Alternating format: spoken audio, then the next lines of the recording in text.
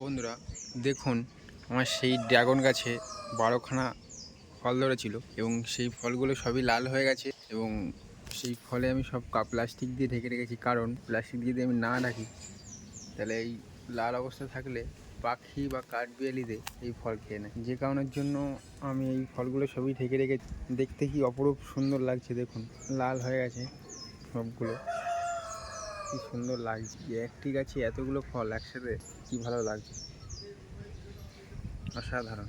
ফলগুলো সবই হারভেস্ট করছে এখন ভাই এবং বোন প্লেট ধরে রেখেছে একটি করে।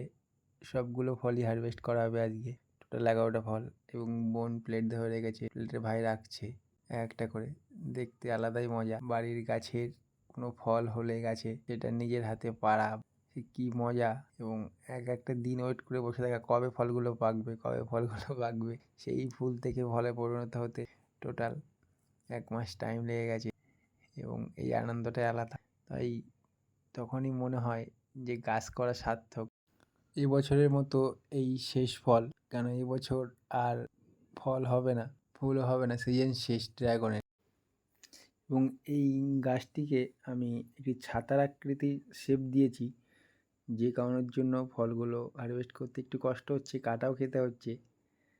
কেন বিভিন্ন ডালে সব একটা করে ফল হয়েছে এবং সেই ফলগুলো পাড়তে গিয়ে হাতেও মাঝে মাঝে কাটা খেতে হচ্ছে।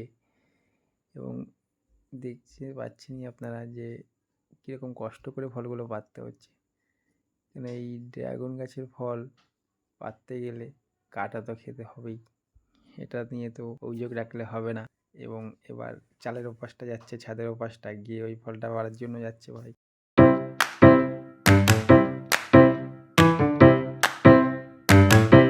এবং এই ফলটাও লাস্ট ফল, এটাই মনে হয়, হ্যাঁ এটা লাস্ট।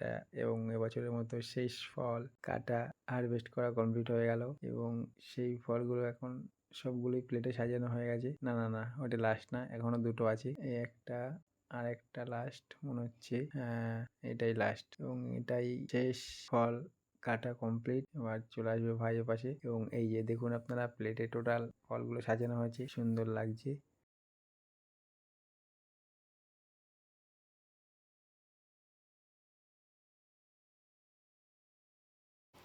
প্লেটে সবগুলো ফল সাজানোর পরে কত সুন্দর লাগছে।